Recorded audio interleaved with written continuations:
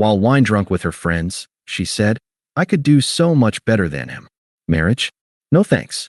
I was in the next room setting up her surprise anniversary gift. I shut off the lights, took my gift back, and left without a sound.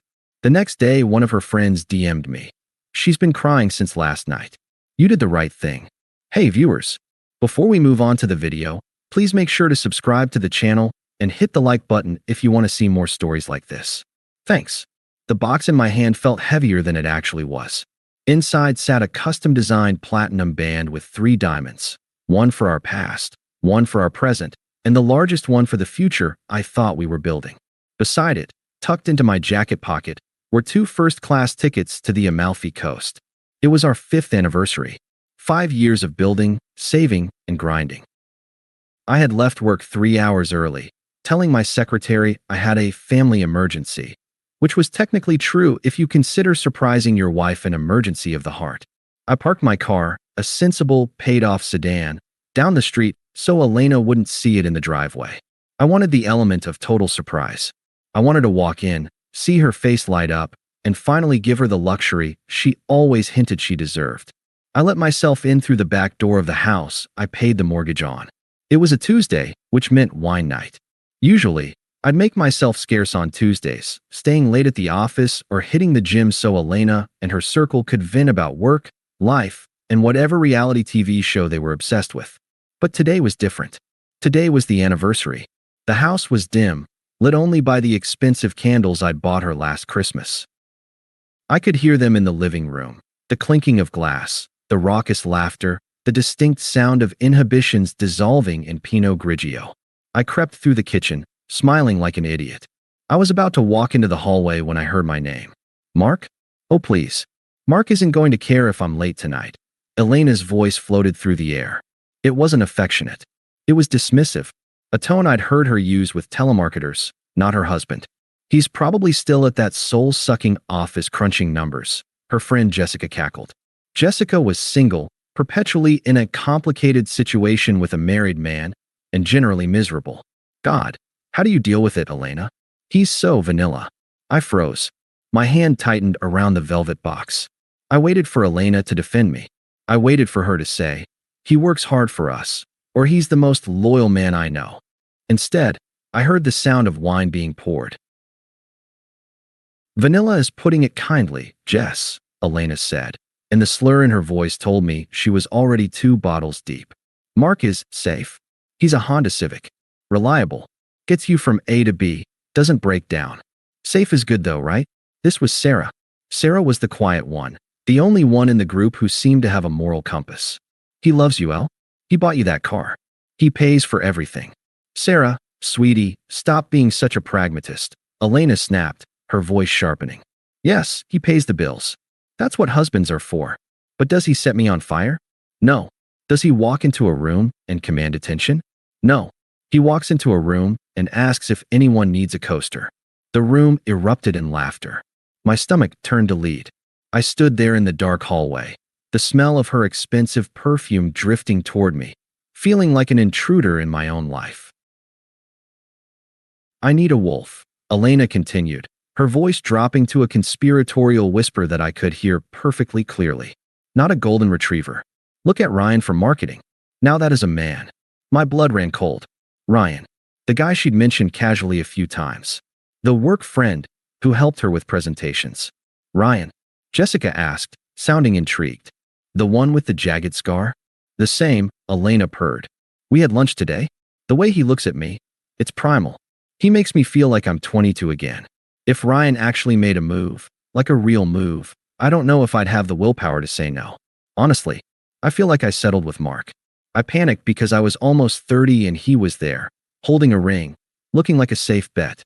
You didn't settle, you got stability, Sarah interjected weakly. Stability is boring, Sarah. Elena shouted, slamming her glass down on the table, my grandmother's antique coffee table, I noted numbly. I'm suffocating in stability.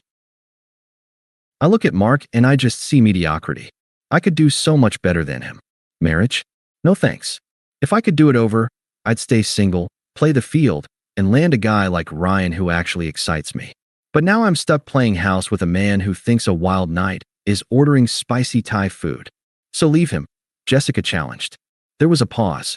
A long, heavy silence. I can't, Elena sighed. The cruelty in her voice replaced by a cold, calculating practicality that hurt worse than the insults. I have the lease, the car payments, the student loans. Mark handles all of that. I can't leave until I secure something better. Ryan hasn't committed yet. Until he does, I have to play the part of the happy wife. It's our anniversary today, actually. I have to pretend to like whatever thoughtful, boring gift he got me. You're terrible. Jessica laughed, but it was an admiring laugh. I'm realistic, Elena said. Cheers to the stepping stones, ladies. Clink. I didn't storm in. I didn't kick down the door and scream at her. I didn't throw the wine in her face or demand an explanation. In that moment, standing in the shadows of the hallway, the mark she knew died. The golden retriever she mocked was put down. A strange, icy calm washed over me. It was the clarity of absolute devastation. I looked at the velvet box in my hand. The ring inside was worth 3 months of my salary. The tickets in my pocket were non-refundable, but transferable. I realized then that she didn't see me as a person. She saw me as a utility, a walking ATM with a pulse. She was biding her time, waiting for a wolf to come along so she could discard me like a used tissue. I slowly backed away. I moved with the silence of a ghost. I stepped backward through the kitchen, careful not to creak the floorboards. I reached the back door, opened it with agonizing slowness, and slipped out into the cool night air. I walked to my car parked down the street. My hands weren't shaking. My heart wasn't racing. I felt nothing but a hollow, vibrating void where my love used to be. I sat in the driver's seat and looked at the house. I could see the glow of the living room window. I could see her silhouette moving around, animated, alive, mocking the life I had built for us. I placed the ring box in the glove compartment and locked it. I pulled out my phone. Contact, Elena. Blocked. Contact, Jessica. Blocked. I started the engine. It purred to life, reliable, steady, just like she hated. I didn't go to a friend's house. I didn't go to a bar to drink away the pain. I drove straight to the sleek, downtown hotel I had booked for our romantic weekend staycation that was supposed to start tomorrow. I walked up to the front desk. Checking in, the receptionist asked, smiling. Yes, I said, my voice steady. And I'd like to upgrade to the presidential suite, please. Just for one. Just one, sir. Yeah, I said, handing over my credit card, the one Elena was an authorized user on. I made a mental note to cancel her card in the morning. My wife couldn't make it. She's busy entertaining friends. I went up to the room, ordered a steak and a double whiskey, and sat by the window looking out over the city lights. I didn't cry. I didn't scream. I simply waited for the morning and the inevitable fallout of a utility that had suddenly and permanently been shut off. I slept like a baby. It was the deep, dreamless sleep of a man who had been carrying a heavy rucksack up a mountain for 5 years, only to suddenly drop it off a cliff. When I woke up, the high thread count sheets of the presidential suite felt like a cocoon. I ordered room service, eggs Benedict, black coffee, and fresh fruit, before I even looked at my phone. I wanted to enjoy the silence a little longer. At 10 a.m., I finally turned my phone back on. It vibrated violently on the nightstand, a seizure of notifications that lasted for a full 2 minutes. 47 missed calls from Elena, 12 missed calls from Jessica, 3 missed calls from Elena's mom, and a barrage of texts that painted a perfect picture of her emotional state. 11:30 p.m. Where are you? The girls just left. 12:15 a.m. This isn't funny, Mark. It's our anniversary. 1:45 a.m. Did you really go back to the office? You're unbelievable. 3 a.m. I'm scared. Please answer. 7:30 a.m. Jessica drove by your office. Your car isn't there. Where the hell are you? 8:15 a.m. You are being a child. Come home. She hadn't realized I'd been in the house. She just thought I was being my usual boring self, working late or being inconsiderate. She was angry, not remorseful. She felt entitled to my presence even while she was actively planning to replace me. Then, I saw a notification from Instagram. A direct message request from Sarah. I opened it. Sarah, Mark, I don't know if you'll read this, but when I left last night, I saw your car pulling away from down the street. You were there, weren't you? You heard what she said. I feel sick about it. I should have shut it down, but I was a coward. She's been crying all morning, not because she thinks she lost you, but because she thinks you're punishing her by staying out all night. She doesn't know you heard the Ryan stuff. But honestly, you did the right thing walking away. She doesn't deserve the loyalty you give her. Don't go back. I stared at the screen. Validation. Cold, hard proof that I wasn't crazy, that I wasn't overreacting. Sarah, the quiet one, had just handed me the smoking gun. I didn't reply to Sarah. I didn't want to drag her into the crossfire. Instead, I opened my banking app. Elena had a supplementary credit card on my account. It was for groceries and emergencies, but usually ended up funding her Sephora hauls and wine Wednesdays. Status: active. Click. Cancelled. Next, I transferred half of the joint savings, exactly my contribution plus interest, into my personal high-yield account. I left her share. I wasn't a thief. I was just closing the bank. 10 minutes later, my phone rang. It was Elena. I answered. Finally. Her voice was shrill, a mix of panic and fury. Do you have any idea how embarrassed I was? My parents called to wish us a happy anniversary, and I had to lie and say you were in the shower. Where are you? I'm at a hotel, I said. My voice was calm, unsettlingly calm. A hotel? Why? Mark, if this is about me venting to the girls, you need to grow up. We were just blowing off steam. You know how Jessica gets. She riles everyone up. I heard you, Elena. The line went dead silent. The kind of silence that sucks the air out of a room. I what? She stammered, her voice dropping an octave.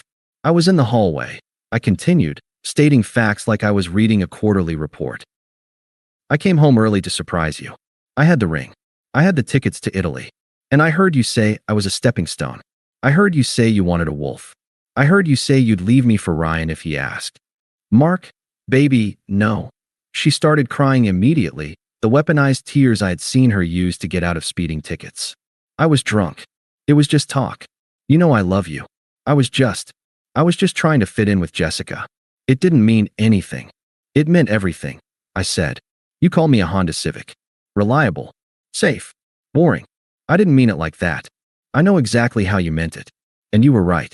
I am reliable. Which is why I'm reliably informing you that we are done. Done. She laughed, a nervous, hysterical sound. You can't be serious. Over one conversation? Mark, we're married. You can't just throw away 5 years. You threw it away the moment you compared me to another man in our own home, I said.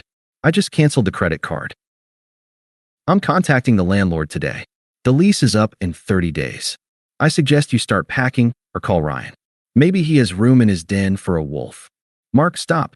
You're scaring me. You can't do this. I'm not doing anything to you, Elena.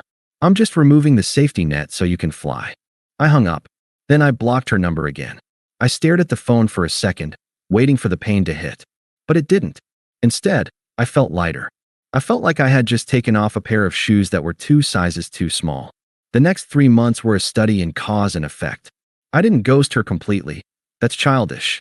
I communicated strictly through email regarding the logistics of the separation. I hired a lawyer who specialized in no-nonsense dissolutions. Since we rented and didn't have kids, the split was surgical. I let her keep the furniture. I didn't want the memories. While I was methodically dismantling our life, Elena was frantically trying to spin the narrative. According to mutual friends, who I eventually had to mute on social media, Elena had entered her empowerment era. She posted quotes about outgrowing spaces and refusing to settle for mediocrity. She tried to make it look like she had left me. She went straight for Ryan. Of course she did. She was free now. The boring husband was gone, and she was ready to be claimed by the wolf. It played out almost exactly as I had predicted, though the speed of the crash surprised even me. Ryan, it turned out, was 28, leased a BMW he couldn't afford, and had a roster of women he rotated through like seasonal tires. He enjoyed the chase. He enjoyed the idea of sleeping with a married woman. But the moment Elena showed up at his door with luggage, looking for a passionate connection and a place to crash because her husband had cut off the funding, the wolf turned out to be a coyote, scavenging, skittish, and uninterested in responsibility. I heard the details from Sarah, who checked in on me occasionally. He slept with her for 2 weeks, Sarah told me over coffee one afternoon. Then he told her she was too intense, and that he wasn't looking for anything serious. He ghosted her, Mark. Literal ghosting. Blocked her on everything.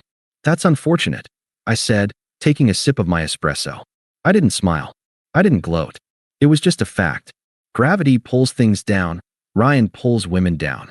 It's physics. She's staying with Jessica now, Sarah continued, grimacing. And you know how Jessica is. She loves the drama, but she hates sharing her space. They're already fighting. Elena is realizing that freedom is expensive. It was true. Without my income, the math of Elena's life didn't work. She worked as a mid-level coordinator at a marketing firm. Her salary covered her student loans, her car lease, and maybe her brunch habit. It did not cover rent in our city, utilities, insurance, and the lifestyle she felt entitled to. She had called me financially boring. She was learning that boring meant solvent. Meanwhile, I was busy engaging in some reconstruction of my own. I took the money I would have spent on the Italy trip and hired a personal trainer. I wasn't fat, but I was dad bod soft. I told the trainer I wanted to be able to deadlift my previous emotional baggage.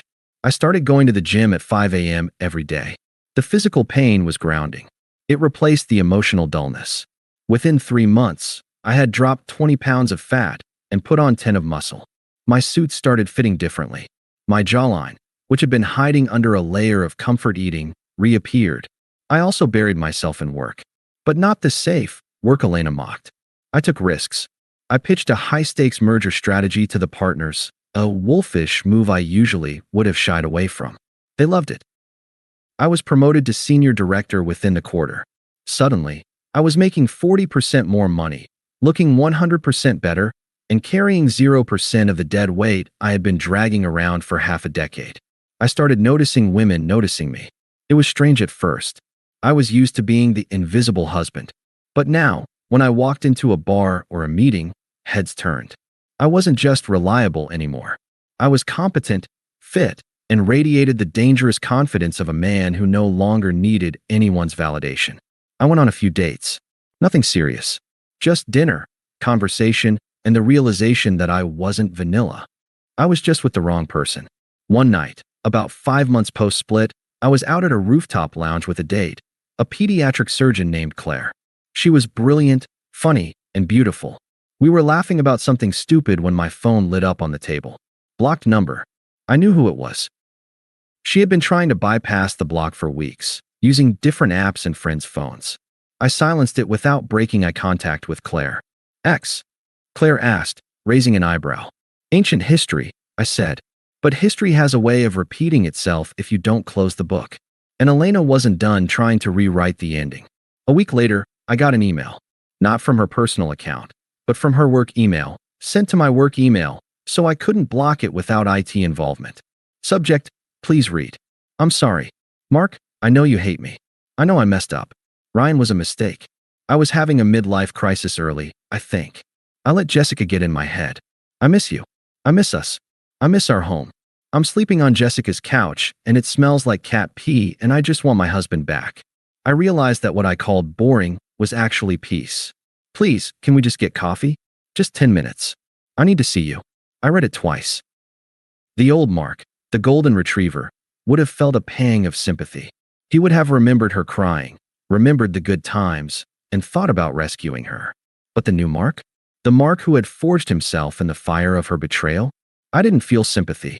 I felt a profound sense of irony. She didn't miss me. She missed the house. She missed the car payments. She missed the peace that my wallet provided. She had jumped from the safety of the ship into the ocean, realized she couldn't swim, and was now mad that I hadn't thrown her a life preserver. I didn't reply to the email, but I knew she wouldn't stop. Narcissists don't handle silence well. It challenges their existence. If I didn't give her a final, definitive no, she would haunt the periphery of my life forever. I decided to give her what she wanted. One final meeting, not to reconcile, but to let her see, with her own eyes, exactly what she had thrown away. I replied, Starbucks on 4th and Main. Tuesday. 6 p.m. 10 minutes. It was time to close the deal. I arrived at 6 p.m. on the dot. Punctuality is a habit of successful people, and I was feeling very successful. I spotted Elena immediately. She was sitting at a corner table, nursing a latte. The visual contrast between the woman I had left 5 months ago and the woman sitting there now was jarring. The old Elena was polished, manicured, and radiant with the confidence of someone whose life was fully subsidized. This Elena looked frayed. Her roots were showing, a harsh line of dark against the expensive blonde highlights I used to pay for. She was wearing a sweater I recognized, but it looked worn, and her shoulders were hunched in a defensive posture.